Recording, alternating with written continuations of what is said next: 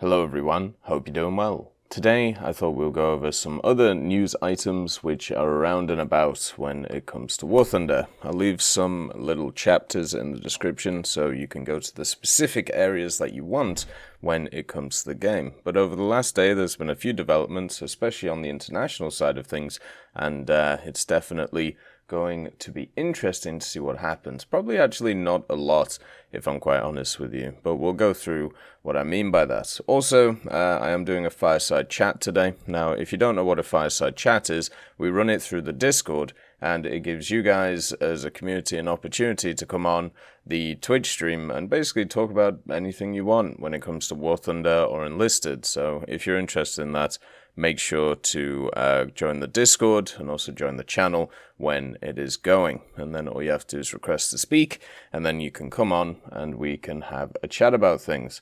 Hopefully the event is going well for you guys. I definitely think it's a little bit tougher than the previous ones just because the amount of time invested is a little bit higher. But I'll give my full thoughts when the event actually ends.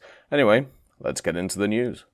So after many years of existing, the War Thunder China server is finally coming to an end. Now, if you don't know, when it comes to War Thunder, you have the international client, which is the one that the vast majority of people play on, and then you have the Chinese client, which was more of a domestic Chinese area, and it was set up quite a long time ago. It was set up between a relationship between Tencent and also, Gaijin, I suppose, for War Thunder, and it's been running for many, many years. But it seems like the agreement that they had has finally come to an end, and they decided not to renew it. It says, "Dear users, thank you for your continued support and love for War Thunder. We are proud to create and share unforgettable gaming experiences with you all. A big thank you to all War Thunder users. As the agency agreement between Tencent and the War Thunder game developer is about to expire after friendly negotiations with the developer, we regret to announce that Tencent will officially stop the War Thunder game in mainland China at 12 on the 17th of October 2022. The specific arrangements for the outage are as follows. On the 17th of August, they will stop the game charge and new user registration. On the 17th of October, officially stop the game operation, close the game server, close the game official website, and users will not be able to log into the game. And on the 27th of October, the forum and exclusive customer service will also be closed. Unless there are special provisions in laws and regulations or otherwise agreed in the agreement signed by Tencent and you, we will delete your account data and character information and other information after the game server is closed in accordance with the Personal Information Protection Law. To express our deep apologies and thank you for your support and understanding, we have prepared a compensation campaign. A gift package involved in the compensation activity will also be used as a replacement for the unconsumed virtual currency and unexpired game services, if any, in the user's game's account. And then time for participating in the compensation activities is the 17th of August to the 17th of October. Once you participate in the compensation activity, is considered an endorsement of the compensation alternative plan. If the user does not participate in the compensation activities within the aforementioned period, it will be deemed to automatically waive the right to compensation or replacement. So basically what is happening is you are losing your War Thunder account if you play on the mainland Chinese server. And, this is kind of a stark reality, or at least a reality check for a lot of people, where if you do have, let's say, a live service game and you have a live service account, the account only exists as long as the game exists. Now, luckily for the international side of War Thunder, I don't think it's going anywhere. It's not going anywhere for a long time. But in these little regions, it gives us kind of a glimpse into what can happen to stuff like this, which is why it is not a good idea to get too attached to these things. as, kind of entities. If you are to attach to it and then, somebody just clicks clicks their hands and then it's gone, then you lose everything. Even the compensation pack, which they're calling the joint operation, it is just a way of getting more in-game content, which, is pretty much useless because you won't be able to use it anywhere. You will be able to get some points for something which is called QQ, which I'm guessing is to be able to buy other things in other areas when it comes to the Tencent stuff, but it's nothing compared to, I'm sure the amount of money that people have put into the account. The thing to also realize is the Chinese, you could have seen this coming from a mile away. The Chinese server hasn't been updated in a very long time. It's still stuck on a pretty old patch. Usually what they would do is they would update three or four patches at a time.